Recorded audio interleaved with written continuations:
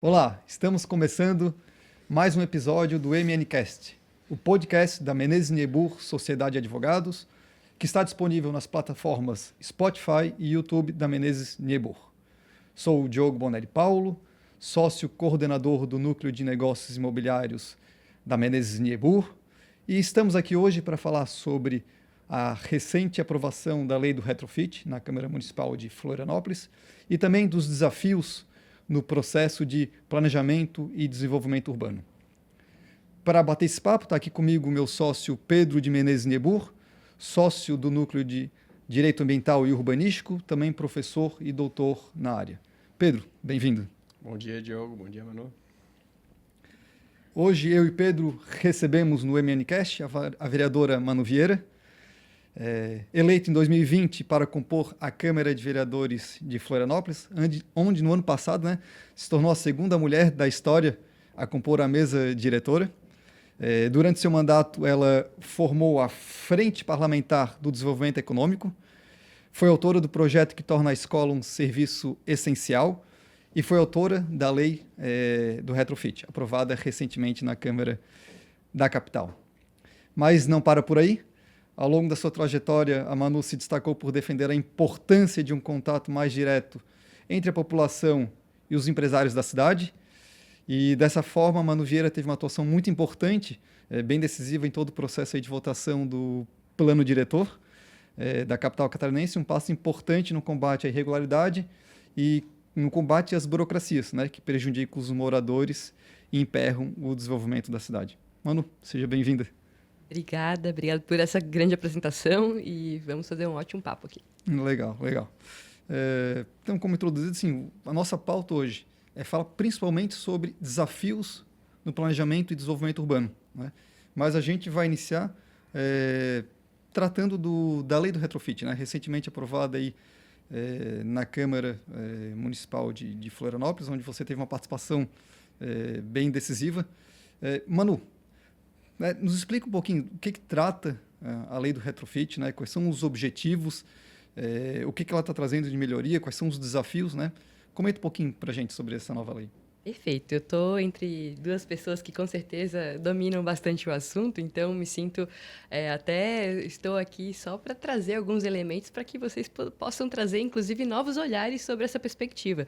Mas a lei do retrofit, na verdade, ela começou em 2018, onde o então vereador Bruno Souza, juntamente com o vereador Gabriel Meurer, eles tiveram a motivação de trazer essa lei, porque ela retrofit é uma palavra que, na verdade, é uma tendência de design que acontece muito frequentemente na Europa, O pessoal que viaja acaba vendo muito essa questão do casarão mais antigo com uma vida moderna dentro, Às vezes acomodando uma farmácia, uma livraria, mais vivo.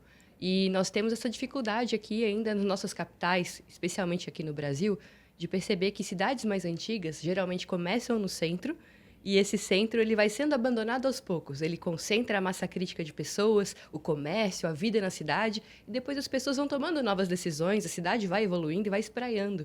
Então esses prédios eles acabam ociosos, subutilizados. É bem comum a gente ver isso aqui no nosso centro da cidade. A motivação para esse projeto, inclusive, foi a vinda de uma universidade no centro. Então, quem está em Florianópolis conhece um pouquinho aquela região do Terminal Florianópolis, que é uma região que está bem abandonada para os dias de hoje, mas que já foi muito viva. E essa universidade queria se instalar num antigo hotel que estava abandonado. Eles não conseguiram por burocracia, por conta de reformas, por conta de impedimentos que a legislação os impunha. Então, a motivação deles para trazer o projeto foi essa. Só que nós tivemos várias modificações no ano de 2021, quando a gente votou o Código de Obras da cidade e mudou ele, assim, bastante, Teve mudança muito significativa. Então, deu a oportunidade para que a gente pudesse revisitar o projeto, entender o que estava acontecendo também no Rio de Janeiro, em São Paulo, em Belo Horizonte, outras capitais que estão com projetos muito bem encaminhados na área de retrofit, e trazer esse substitutivo para a cidade naquele momento que a gente estava discutindo também o plano diretor. Então, ele trouxe incentivos para que a gente pudesse fazer essas reformas de prédios mais antigos. Então, só para especificar, os prédios que podem sofrer o retrofit dentro desse projeto, eles são prédios com mais de 10 anos de habite, ou são projetos em qualquer tempo, dentro de ZEIs, ou dentro de áreas de requalificação, que podem vir por decreto, da mão do prefeito. Então, eu entendo que isso estimula muito um olhar específico para a cidade. Primeiro porque tem prédios que, no plano de 2014, a nossa 482, o plano diretor, se tornaram irregulares. Eles não eram irregulares no tempo que foram construídos, mas eles se tornaram, né, prédios fora da lei. E aí, o que a gente faz? A gente derruba um prédio porque ele não respeitou um recuo, né? A gente não consegue mais adaptar um prédio, aproveitar todo aquele capital construído, toda a ligação que ele já tem de infraestrutura, toda a ligação que ele tem com a cidade, a gente só derruba ele porque ele não tem mais recuo e afastamento. Então, isso soava muito mal, e só que a maneira de facilitar isso veio através do projeto Retrofit. Então, acho que para introduzir, esses são os elementos que nos motivaram a trazer e fazer essa discussão do projeto e revisitá-lo para trazer também as inovações que o plano diretor e o código de obras trouxeram para a cidade. Legal, legal, mano. Me parece assim, que o grande objetivo é criar um facilitador. Né? E, Pedro, assim, e nessa linha, eu vejo assim, que você menciona bastante, tanto em artigos, eventos, que o nosso grande desafio é a burocracia, né?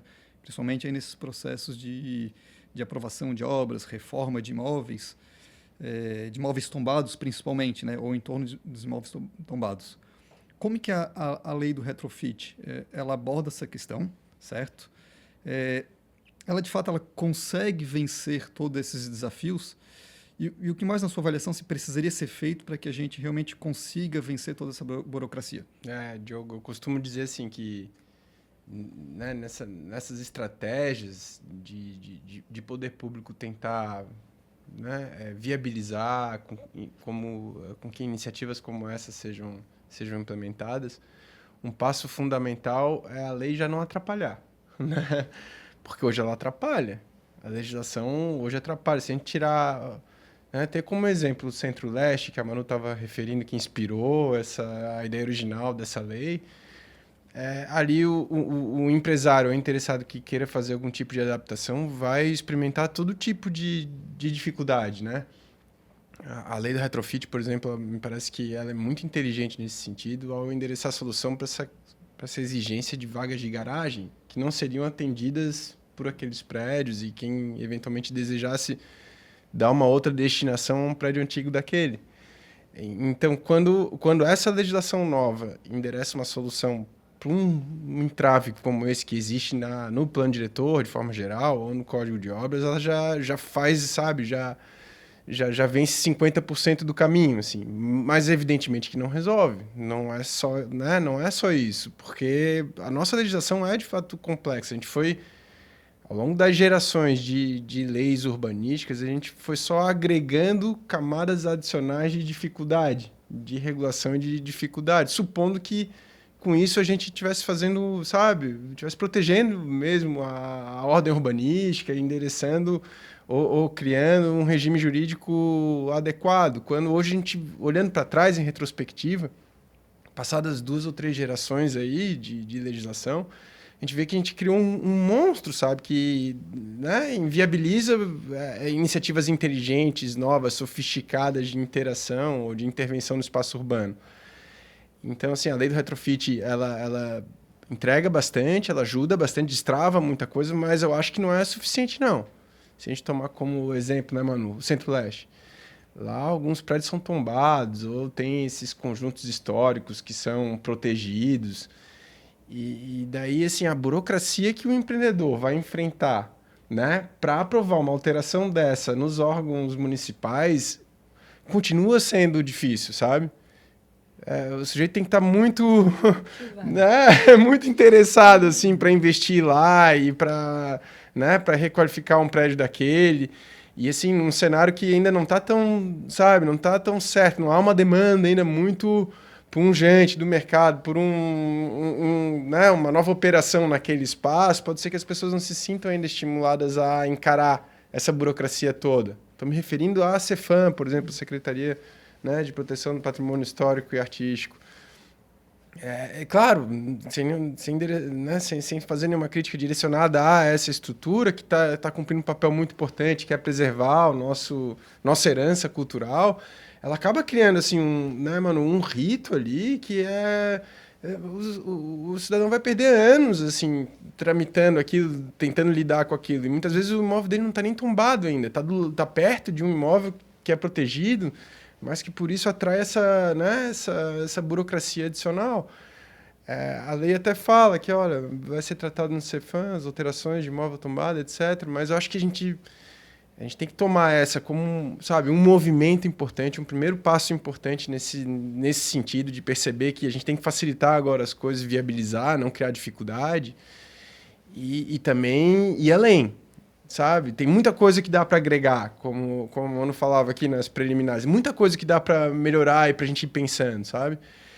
Outros incentivos urbanísticos, por exemplo, poderiam ser combinados. O sujeito que quer requalificar um imóvel numa área objeto de interesse assim para requalificação, ele poderia talvez ganhar índice para incrementar o potencial construtivo em outra área, não só ali, né? Não só naquele imóvel, acrescentar pavimentos, como está na lei do retrofit, mas às vezes, sabe, uma espécie de uma operação urbana consociada simplificada, assim, tudo bem, investiu aqui, tu vai ganhar tanto de índice para agregar lá na tua, né, outorga, isenção de outorga, transferência de índice lá em outro imóvel, né? Diogo, isso que o Pedro está trazendo, ele é muito interessante, porque no Rio de Janeiro, ali no tópico do Revive Centro, foi justamente ali aquela época do Eduardo Paes, o Fajardo, né, o secretário da época, eles trouxeram a questão da Vila Olímpica e tiveram que fazer a desocupação das pessoas. Só que eles viram, putz, para onde que a gente vai levar esse déficit habitacional que a gente está criando, né? Vamos trazer para dentro do centro histórico, que é uma demanda das cidades. Tem muito prédio subutilizado no centro,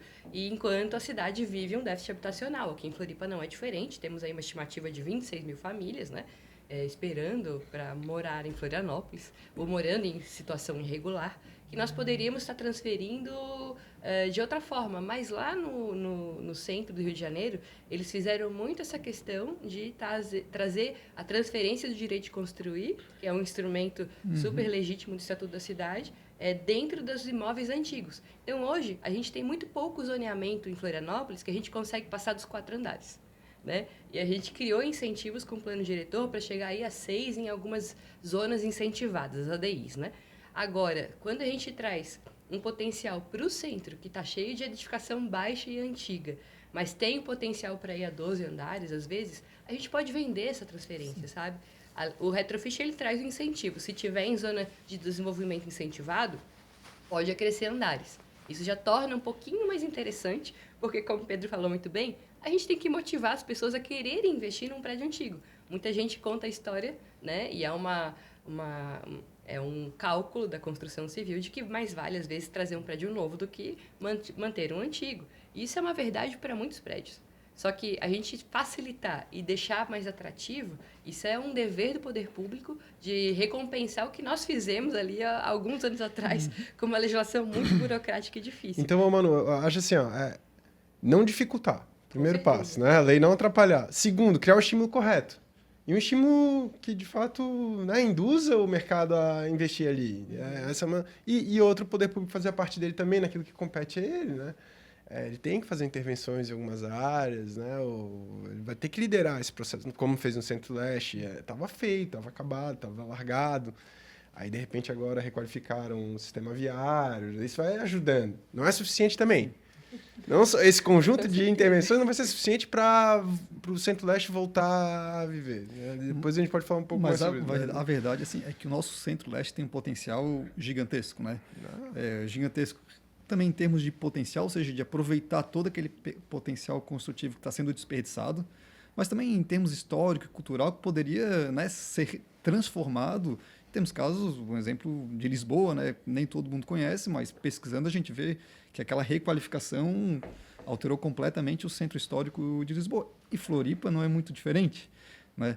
Então, sim, mas nessa linha, a burocracia continua sendo um grande problema, né? Muito embora a gente, com a lei do retrofit, estejamos evoluindo para tentar vencer um pouquinho essas dificuldades, mas uma segunda dificuldade é a própria mentalidade hostil, né? Que existe contra essa evolução do mercado, ou essa simplificação, a tentativa de facilitar, destravar os investimentos. E aí, sobre esse assunto, assim, sobre essa mentalidade hostil, sobre essa nossa dificuldade de conseguir destravar, simplificar, facilitar a vida do empresário, que é quem está sempre à frente aí tentando promover essas evoluções. Como é que podemos mudar essa mentalidade, Manu, para facilitar a implementação da lei do retrofit e também outras iniciativas aí objetivando o desenvolvimento urbano? Perfeito. Olha, eu ando lendo muito sobre o assunto. Eu gosto muito da visão do Alain Berthaud, que é um urbanista francês, né, que liderou vários processos em cidades do mundo inteiro. Então, uma visão muito plural, que ele chega a um conceito de cidade como um grande mercado de trabalho. Então, Florianópolis atrai muita gente. Nós sofremos um crescimento do último censo de 2010 para 2022 de 30% de crescimento de malha urbana, né? Não necessariamente regular, aliás, muito pouco regular.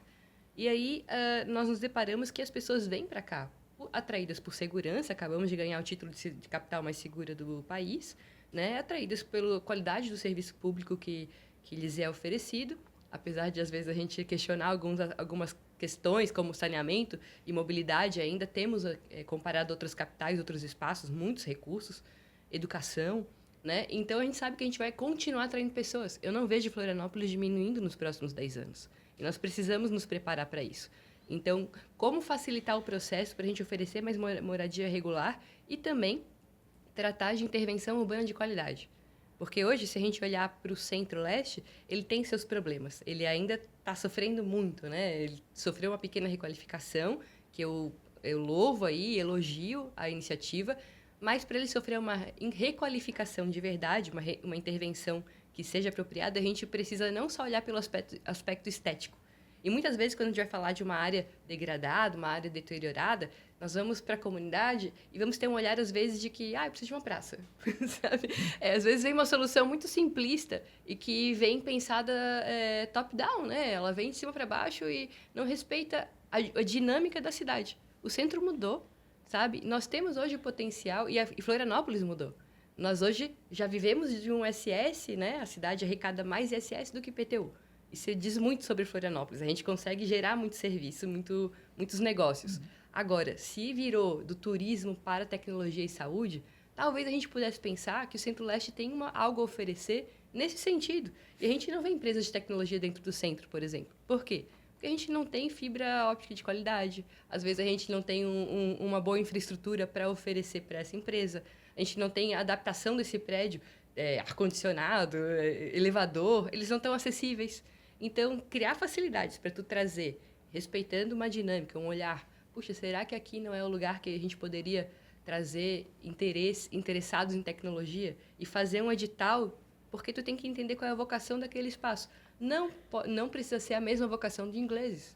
Não é a mesma vocação do Ribeirão, sabe? Então, editais de requalificação que sejam vocacionados e tragam outro instrumento. Aí eu trago aqui transferência de direito de construir e, de repente, eu insiro também o instrumento da operação urbana consorciada. Então, um edital de 5G no centro da cidade, por que não? Porque daí a gente está respeitando uma vocação de Florianópolis e, de repente, enxergando um potencial ali que pode melhorar, com certeza, a vida naquela dinâmica. Mas talvez não seja o mesmo para ingleses ou Santo Antônio ou Ribeirão, sabe? Então, eu acredito num olhar pontual para que a gente possa trazer diálogos de verdade, respeitando não só a cultura e o social, porque as pessoas precisam ser respeitadas, mas também a vocação econômica daquele espaço. Eu gosto bastante desse tema aí do Centro-Leste aqui, né? Nosso centro histórico. Não que seja a única necessidade de Floripa, assim, mas eu particularmente gosto de tratar desse tema porque eu vejo que é muito rico, né? O nosso centro histórico ele é muito rico e está aparentemente abandonado, né? A população tenta, de alguma maneira ou outra, dar utilidades, mas ele, urbanisticamente, a gente sente ele, de certa maneira, abandonado. E eu e o Pedro, a gente já conversou, né? Há muito tempo atrás, a gente já tinha um olhar, assim, a gente realizamos os estudos, a gente tinha uma vontade de, realmente de ver alguma solução para aquele centro histórico. E eu, particularmente, fiquei feliz quando vi a evolução da lei do retrofit, que, né, é um passo aí para a gente conseguir trazer qualidade para o Centro-Leste, que vai ser super importante para a cidade. Mas a pergunta que eu te faço, Pedro, a lei do retrofit, ela é suficiente para a gente conseguir requalificar? Do Centro-Leste, sim, a gente se interessa, né, Diogo, pelo Centro-Leste, porque ele pode ser um case nacional, assim, né? Como Porto Maravilha foi, no Rio de Janeiro. Ele tem tudo para ser. E o exemplo de Lisboa foi muito feliz, sabe? A região da Baixa ali, ela estava realmente largada, talvez como o nosso Centro-Leste tivesse. E um conjunto de intervenções, estratégias e a procura do mercado por aquele espaço, ou a percepção do mercado de que ali ele poderia, né, fazer florescer um ambiente pungente, foi determinante assim, para a reversão desse cenário. Hoje é uma maravilha. Assim. E a gente vê o que aconteceu lá e pergunta por que não aconteceria aqui algo parecido, né? E eu até, em 2016, mano, eu tinha feito uma provocação para meus alunos lá na disciplina de Direito Urbanístico, para a gente tentar fazer um estudo assim, mais abrangente sobre diferentes aspectos, para entender o que aconteceu, fazer um diagnóstico, o que aconteceu lá, e um prognóstico, o que deveria ser feito, quais alterações deveriam ser feitas para tentar reverter aquele cenário. E ficou muito legal, esse material circulou na época, né, no WhatsApp, na cidade, a gente entregou lá no IPUF para o Michel. Não era muito diferente daquilo que eles tinham pensado, mas talvez tenha sido uma primeira iniciativa de colocar no papel um conjunto mais integrado assim, de ações, sabe? Que envolvia mobilidade, acessibilidade, uso e ocupação do solo, desenvolvimento econômico, entre outros aspectos, cultura, preservação da cultura, patrimônio histórico e tal. E naquele momento, isso já faz 10 anos quase, o que a gente tinha percebido, a leitura que a gente faz, mano, eu queria compartilhar contigo é o seguinte: enquanto o terminal Florianópolis ele estava operando, ele era ativo, aquilo lá gerava uma demanda de pessoas naquela região incrível. Né? Imagina um contingente de pessoas que não estavam embarcando e desembarcando dos ônibus e passando por ali. O pessoal vinha de casa para o trabalho, né? E era, sabe, o primeiro ponto onde conseguia, inclusive, fazer, sabe, né? Buscar atender suas demandas ali do dia a dia, era consertar uma roupa, um eletrodoméstico, fazer uma chave, providenciar, né? Comprar alguma coisa que tinha que levar para a escola, para o trabalho. Isso mantinha o comércio relativamente ou bem ativo naquele momento. A partir do momento que o terminal foi deslocado para outro local, parou esse fluxo, essa demanda de pessoas, né? E o comércio foi minguando, né? Aí, com o comércio minguando, foi fechando um estabelecimento atrás de outro.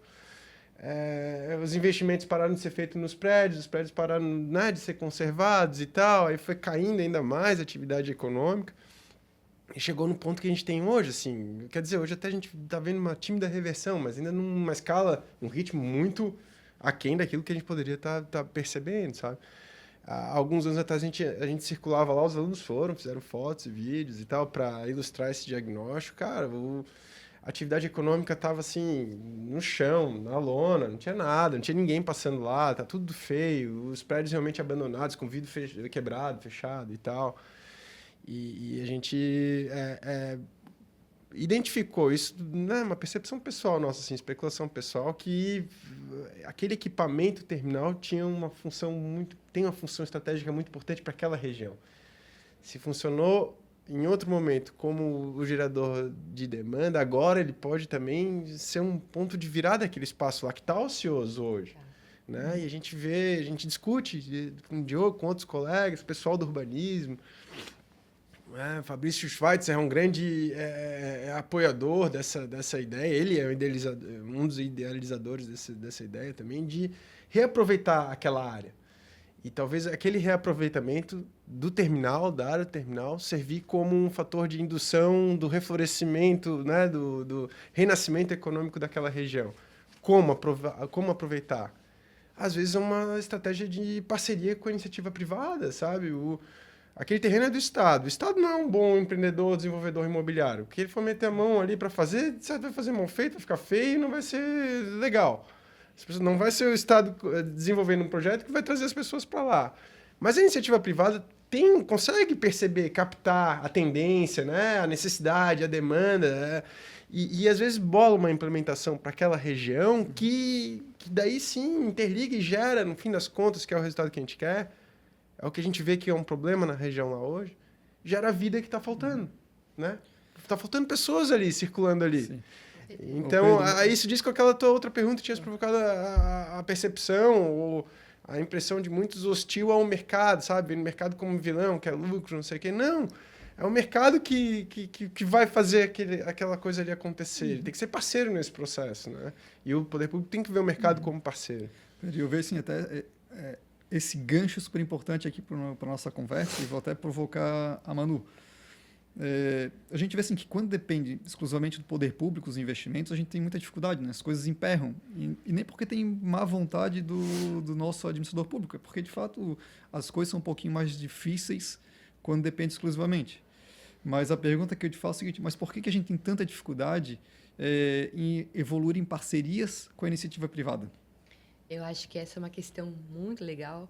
Eu vou começar dizendo que, culturalmente, nós ainda, como o Brasil, tem muita dificuldade de enxergar o empresário como herói.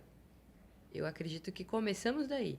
Temos pouco incentivo para empreender, né? A carreira dos sonhos de muitos que saem de uma graduação é o serviço público, por causa da estabilidade, por causa dos riscos do custo Brasil, dos riscos do mercado. Então, hoje, no Brasil, para empreender, tu não tem só o risco do negócio. Tu tem o risco Brasil, sabe? Da insegurança jurídica que todo dia pode estar aí à mercê de uma decisão apenas. E não só do presidente, como do judiciário. Então, tu fica um pouquinho inseguro mesmo. E eu acho que o estímulo ele é muito negativo para tu assumir os riscos de ter boas ideias e ideias novas. Nesse sentido, o próprio serviço público é muito pouco inovador, né? E ele não traz uma mentalidade de inovação e nem de espírito de liderança de transformação. Então, hoje a gente tem, por exemplo, eu gosto muito do CLP, que é um Centro de Liderança Pública, que ele capacita serviço público. Ele está lá para isso, ele tem um curso muito bacana, que eu inclusive já fiz, que é de liderança digital. Então, ele traz o funcionário para dizer: oi, você servidor, vamos pensar o teu processo, como é que ele ficaria no digital? Né? Porque a gente não pode transformar o processo numa burocracia digital. Muitos fazem isso. Trazem o processo físico para o digital e deixam tudo burocrático igual, sabe? Aí o cidadão que já não tem facilidade de utilizar o meio digital, às vezes uma pessoa mais idosa ou uma pessoa que não teve uma educação formal, ela vai lá e não consegue fazer o processo. Ah, tá vendo? É por isso que a gente não consegue ter mais transparência. É por isso que a gente não consegue ser mais acessível. Uma mentira deslavada. Nós precisamos trazer e facilitar sempre. Agora, já que a gente começou na cultura, depois vamos para... Nós não precisamos que o Estado faça tudo.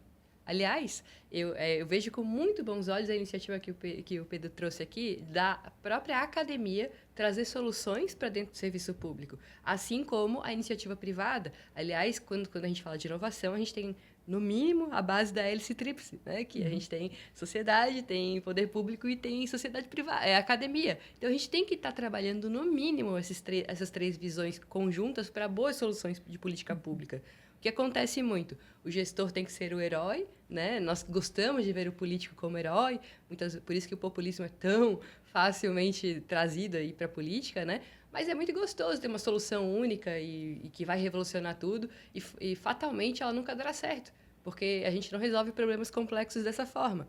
Então, trazer para a mesa soluções que podem ser exploradas entre mais atores e mais personagens, hoje tem muito pouco espaço para isso. Eu acho que a Câmara de Vereadores, ela também poderia ser mais esse espaço, luto muito por isso, inclusive, gostaria de trazer mais esses diálogos e também acostumar a iniciativa privada e a própria academia, né, a sentar nessa mesa. Porque, às vezes, a gente também...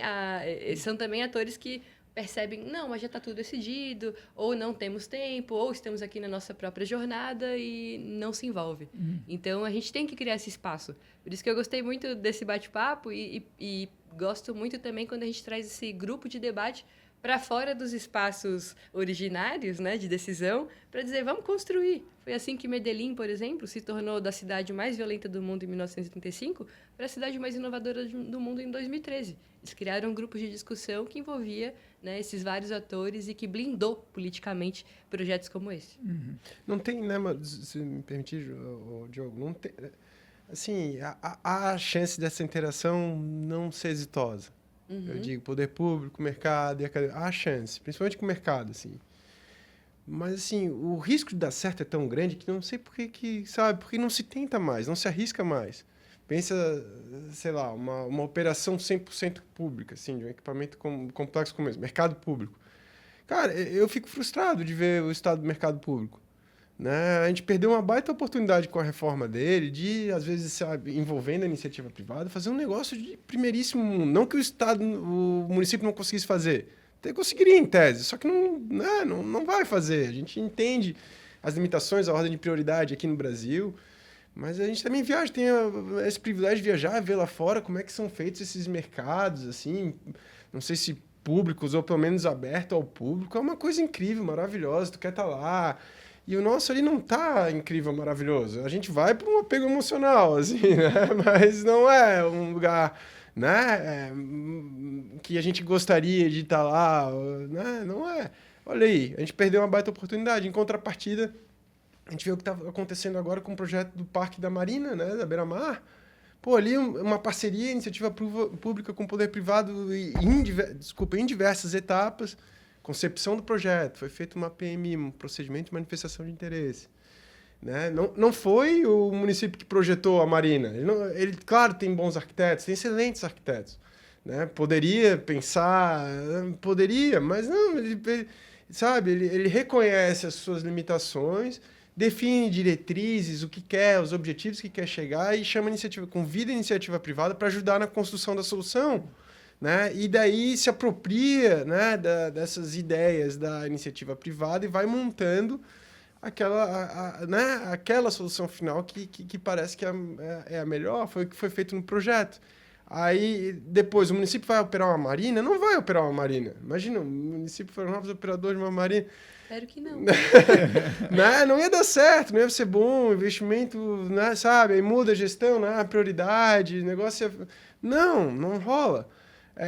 O que fazer? Concede, a iniciativa privada vê ali naquele espaço, naquele equipamento, né, uma baita oportunidade de negócio, avalia, faz a conta, põe no papel, vê que dá para virar e faz o investimento e opera, mantém aquilo e vai ter todo o interesse em manter aquilo atualizado, né, com equipamento de ponta.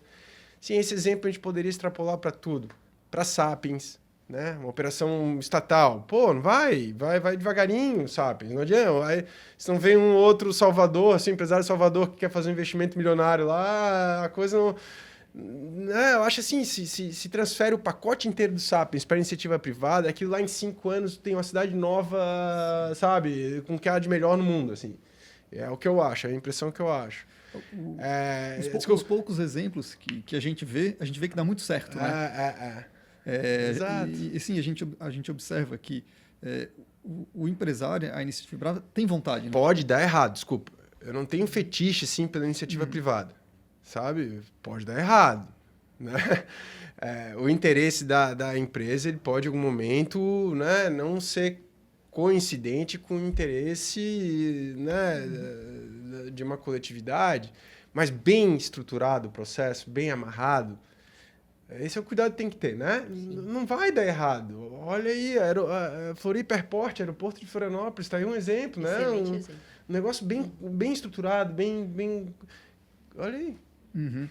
E de fato, assim, olhando o lado bonito da coisa, né? Assim, de que o empresário está bem intencionado, que o projeto está bem montado, de fato, assim, a gente vê que pode ter sucesso, né? Mas a gente vê que, de outro lado, assim, existe um medo da iniciativa privada, né? E o medo. E esse medo ele está em vários aspectos, né? Às vezes em não conseguir... Eu iria além, né? Existe medo do Estado de estruturar um processo desse de parceria, tem esse receio de dar errado, né? E tem o medo do empresário de entrar na parceria também, de insegurança. Exatamente, uma série de seguranças. E uma dessas inseguranças está até na relação com nossas entidades institucionais, né? Por exemplo, o Ministério Público, né? Que tem uma atuação, às vezes... contrária a grandes projetos aí de infraestrutura ou de desenvolvimento urbano e tudo mais. Como é que vocês avaliam o papel do Ministério Público, por exemplo, frente a tudo isso? A gente tem visto a obra da Ponte da Lagoa, temos visto o alargamento das praias, né? Eles estão sempre tendo uma atuação em cima. Isso traz um certo temor para aquele que deseja realizar investimentos ou parceria com o poder público. Então, como é que vocês veem essa relação dessas instituições e que estratégias que a gente pode adotar para equilibrar, né, o desenvolvimento urbano com uma proteção ambiental legal, que é o que eles desejam proteger? Bom, na minha visão, Florianópolis sofre bastante com o Ministério Público, né? Ela é alvo aí de mais de 3.000 processos respondendo ao Ministério. E claro, isso tem a ver também com uma... Bom, a insegurança jurídica, ela permeia tudo que torna ali, tudo que a toca, porque a gente tem desde a questão de ser uma ilha, sede de município, que isso mudou constitucionalmente, de forma recente, vamos entender dessa forma, né? Florianópolis já estava em funcionamento e muda a regra do jogo ali, mas a favor da cidade, só que ainda o entendimento sobre isso também fica um pouco confuso. Então, tu tem um município sede que poderia ser totalmente da União, mas ainda tem muito da União nele, porque é totalmente, né, toda a orla de Florianópolis responde aí à SPU, a gente só consegue o termo de gestão de posse de orla durante a temporada, sabe? Depois disso, a gente não consegue manter estruturas e fiscalização e ser dono do seu território, então... Eu acho que cria um espaço de insegurança e de conversa, de diálogo muito ruim. O Pedro falou aqui do terminal Florianópolis, nós estamos agora pagando esse terminal, né? 11 milhões o município está pagando para o Estado para que a gente possa ter aquele terminal que não está agregando para a cidade hoje. Ocioso. Sabe? Então, isso é muito dinheiro, é dinheiro do cidadão que poderia estar indo para outros projetos, mas por falta de diálogo, por falta de entender estruturas de poder também, porque, afinal, a União arrecada muito em cima dos municípios, e principalmente pelo seu território. Fica muito difícil ter um diálogo onde está sempre respondendo a um ente que não te entrega muita coisa. Florianópolis não, mas Santa Catarina, de cada R$100 em imposto, volta 19 para cá. Então, nós temos realmente essa estrutura de pacto federativo que, por si só, já dificulta muito o tom da conversa, né? Aí depois tu vem para a questão de que a gente sofre, além de todo esse diálogo, a gente tem muito imóvel público aqui dentro também, então Florianópolis, além de não ser dono da sua orla, ainda tem muitos imóveis por ser sede de capital, por ser capital, então a gente tem patrimônios aqui que a gente não consegue nem gerir, né? Da União. Manu, deixa eu te fazer um parênteses. Assim, a gente não tem nem a radiografia desses imóveis, eu acho, né? Não tem. Não existe um levantamento preciso assim, do que é patrimônio dominical, esse sem uso assim, de município, de estado aqui na ilha, que poderia estar sendo aproveitado e hoje está subutilizado, né? Está fazendo mal para a cidade. Pegar as matrículas imobiliárias da prefeitura. E foi muito desafiador, porque, veja bem, no próprio plano diretor, a gente tem que, quando tem desmembramento de lote, tem que deixar 15% para a prefeitura. Então, ali tu já cria várias áreas verdes de lazer que deveriam, na sua concepção original, ser um espaço de lazer para o cidadão, um espaço né, de encontro. E tu vê várias matrículas jogadas, né, ou não aproveitadas, ocupadas ilegalmente, porque não é possível gerir tudo isso. Então, nós temos essa grande dificuldade como município. E olha o potencial que está perdido, né? Total. A iniciativa privada, se fosse convidada assim, a fazer um planejamento para desenvolver essas áreas, não as áreas verdes, mas eu estou me referindo à área institucional, por exemplo, né, de loteamento. Ou terreno realmente baldio, assim, do município. E o desafio está posto. Ele poderia construir para o município, entregar um equipamento público, né? Se o município não usar, ele poderia estar alugando um build to suit, por exemplo. Exatamente. Né? A iniciativa privada junto, trazendo vida e dando um uso para aquele imóvel, o município com um equipamento, com um posto de saúde, com uma creche, dentro daquele mesmo imóvel, ou alugando, gerando receita, e não, está lá largado, suscetível à invasão. Eu volto para Lambertot, cidades são grandes mercados de trabalho. Então, muitas vezes a gente não dá ao empreendedor a condição de empreender. Tanto é que a gente vê vários ambulantes, vários carrinhos, e quando eu vejo isso, eu penso, ou várias feirinhas. Quando eu vejo isso, eu penso que é um cara que, se eu perguntasse, tu gostaria de ter uma loja física? É claro que ele gostaria. É muito mais confortável, é uma possibilidade de empreender de verdade. Agora, a gente não dá a oportunidade dele quando a gente diz que ele tem que ter um lote mínimo para isso, quando a gente põe o custo lá em cima, e a gente simplesmente tem um monte de matrícula não gerida pela própria prefeitura. Pedro, infelizmente a gente está caminhando aqui para o final e vou ser bem sincero, assim, eu comecei a balançar na cadeira, que quando vocês começaram a falar aqui de todos esses imóveis inutilizados ou subutilizados, comecei a pensar, isso aqui dá um outro bate-papo entre a gente, né? Fazer um levantamento, começar a pensar em tudo que a gente pode desenvolver e que pode gerar de benefício para a cidade, né?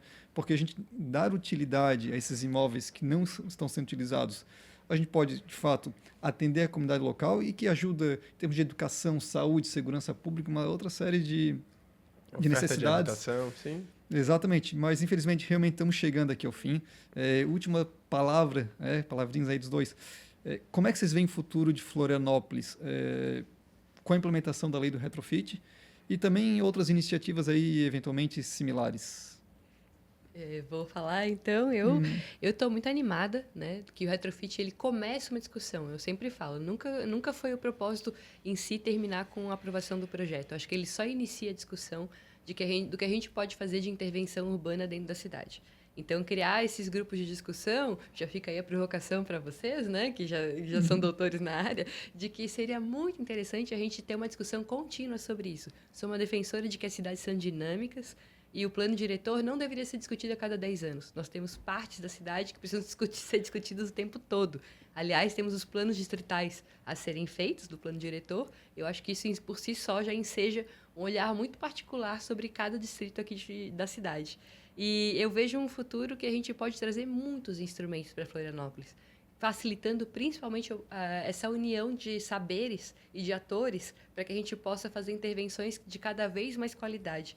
Eu vou dizer assim, que eu tenho muito carinho, que eu gostaria de trazer para a cidade, que é o projeto de áreas de revitalização compartilhada, onde hoje a iniciativa privada poderia investir com segurança em pequenos pontos, né? A gente tem aí a Vidal Ramos, a gente tem o Largo Dauch, que são adoções da iniciativa privada do poder público, sem nenhuma contrapartida, só por vontade de melhorar o seu ambiente. Imagina se a gente cria um processo seguro e com contrapartida. Quanto que a gente não pode melhorar a cidade pela iniciativa privada sem custo para o poder público? Então, eu acho que a gente tem muitos diálogos para fazer. Eu fico bem animada, porque eu acho que é um futuro brilhante para Florianópolis. Eu também, assim, eu vejo como um passo importantíssimo, assim, a lei do retrofit, sinaliza, sabe, uma intenção do poder público. Por poder público, eu me refiro à Câmara e o Executivo, de se aproximar, sabe, de ver o mercado como um ator estratégico importante nesse processo. E um cenário que eu gostaria de ver a partir desse movimento, né, desses primeiros passos, né, nesse sentido, seria, sabe, esse diálogo aberto agora, de parceria, cada vez mais frequente e começar a pensar fora da caixa, sabe? O que a gente pode fazer? Qual a próxima área? Sabe? Ou essa ainda? O que falta no Centro-Leste? O que falta no Saco dos Limões? O que a gente pode fazer aqui? Né? E assim, não precisa pensar em soluções muito complexas, não. Operação urbana consorciada, com índice na bolsa. Não, sabe? Coisas simples resolve, dá para resolver. Com o que a gente já tem aí estruturado, disciplinado, é só ter, sabe, iniciativa para resolver. E convidar o mercado para isso deve gerar bons frutos, sim. Então, realmente, sim, a conversa foi muito boa. Acho que ela foi evoluindo, ganhando qualidade ao longo aqui do nosso bate-papo. Mano, gostaria de agradecer bastante a sua presença, né? As suas contribuições foram realmente engrandecedoras. Foi um prazer, viu? Pode convidar mais vezes, que tem muita coisa para a gente falar de Floripa. Perfeito. Pedro, obrigado mais uma vez pela sua participação. Esse foi o MNcast, o podcast da Menezes Niebuhr Sociedade de Advogados. Acompanhe os próximos episódios pelo Spotify e pelo YouTube da Menezes Niebuhr. Muito obrigado e até a próxima.